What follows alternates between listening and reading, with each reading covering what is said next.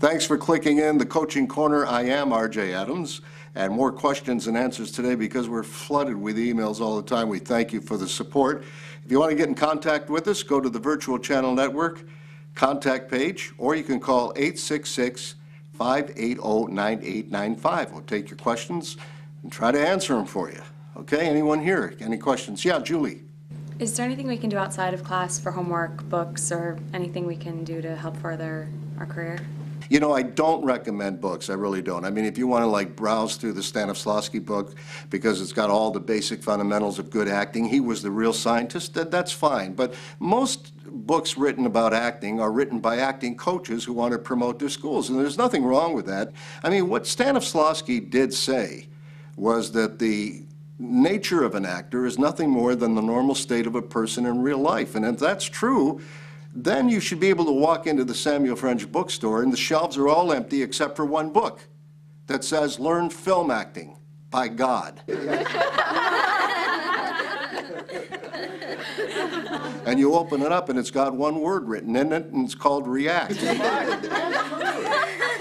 But what I recommend is that all of you watch good movies by great actors. That's how you learn this. Watch what they do. Some of the movies I would recommend would be like Shawshank Redemption. Morgan Freeman is so good in that. He's so pure, you cannot catch the man acting. And that's the mark of a great actor. I mean, if somebody says about you, he looks like he's acting, that's not a compliment, okay? The Verdict with Paul Newman is terrific. He's so real in that. A lot of great actors. You watch any films, it doesn't have to be heavy. Meg Ryan, Sleepless in Seattle, you've got Mail, her and Hanks, terrific together. It's really good work. Anthony Hopkins, of course. There's some really great actors. You watch them to see how real they are in their work, and you don't catch them acting. That's the key. Okay, to the phones, we got Lindy from Burbank. Hi, Lindy. Hi, RJ. Thanks for taking my call. My pleasure. You might have answered this already, but my question was, if you are fairly new, and I know you were just talking about new actors, and you don't have a lot of credits to your name, do you still recommend submitting your headshots to casting directors? Oh, absolutely. I mean, mail out all you want, especially to the soaps. You know, especially this time of the year with pilot season, not quite over yet. All the episodic television is still going on, feature films, and always on the soap operas. I mean, now the writer's strike is long over. That's where you go. And that's usually a good place to start, too. The soaps, definitely mail out as much as you can. That's the whole idea behind it. And I would never stop mailing out, that's for sure. Timothy, you're up next. Two quick questions. On the Backstage, which is excellent, the publication. However, now that I'm union, there doesn't seem to be much or many listings for union type of projects. Is there a different publication or another one you guys have that? Well, you know, you go to Actors Access and you click on the breakdowns there. There's a lot of union as well as non-union work. That's a good source. You might want to check that out. Also, the TV production charts, the Hollywood Reporter, Variety, those production charts, both one for television comes out by itself once a week, and then the one for feature film, and lists all the directors, the casting directors, who's producing it. That's a wealth of information. Oh yeah, it's an excellent chart. Now I don't know if they allow. We tried some cold calling, but no cold calling. No cold calling. You don't want to get into the habit of doing that. In New York, it's okay. Out here, a lot of casting offices and agents especially don't appreciate that. Just do the mail or, you know, even email. I don't recommend that because then their inboxes get flooded with a lot of submissions. Just snail mail it. If you can submit electronically, again, going back to Actors Access, do it that way. And it gets right over there, and then you have a good consideration. Okay, Sarah from Santa Monica, you have a question. Yes, I certainly do. Well, Randy's my boyfriend, also an actor, comedian. We're out here in L.A. now. We moved out here permanently, and we're working really hard every day trying to find work and trying to find representation. So my question to you is, what are we supposed to do? Like, how do you find a manager, agent to represent you if you make calls and you send out packets and you don't, you know, you're trying to get at least to get in, to get your foot in, to get an appointment so that you get a chance? Well, you know, you say you and your boyfriend just came out here.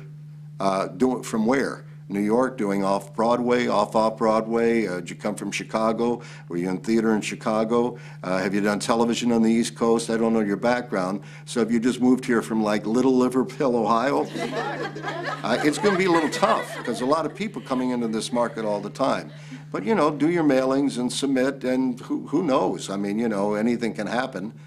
This is LA, this is Los Angeles, this is Hollywood, where anything can happen. Is there some steps that we need to do that we're not doing, or? I really don't know. I don't know what it is that you're not doing. So it's hard for me to answer that question. But, you know, just keep at it. Tenacity, that's the key. Keep working at it. Never give up. You know, it'll come to you. You know, if you go to do the soap operas, you're in no unions yet. You have 30 days in which to work. You have a grace period there.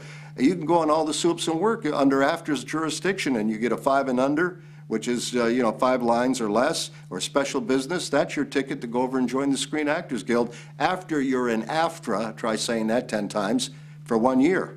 Then you can go over and join SAG. And that's one way to do it. Or you get the vouchers by working as an extra. Don't do too much extra work, okay? That'll hurt you. Okay, any other questions? Yes, David? I have a follow-up question from the caller from Santa Monica, Sarah, who is new in town with no training and trying to find an agent. I was just wondering if that's typical. I guess it's because the impressions are that Hollywood is make-believe, it's show business, it's illusions anyway, and so anyone can come in with a glamorous headshot and poof, the next thing they know they're working. Guys, there's nothing further from the truth. You've got to be a skilled actor. I'm talking theatrically now, film and television work. It's a little different commercially, but for film and television, you've got to have a skill. And not only do you have to keep that skill up, you have to learn it first, but then you do have to keep it up. It's a constant, ongoing thing. It's like going to the gym. Stop going for a while, you gain weight. I'm a perfect example of that. So what you want to do is just keep working out. Stay in a workshop, study, find an acting coach that's right for you, you're comfortable with, and work with him, her, and continuously. Don't stop training, don't stop working out if you're serious about working in this business. You got a question, again, you can call us at 866-580-9895 or just send us an email through the contact page at the Virtual Channel Network, virtualchannelnetwork.com, where you are right now. Until the next time, R.J. Adams, we'll see you again.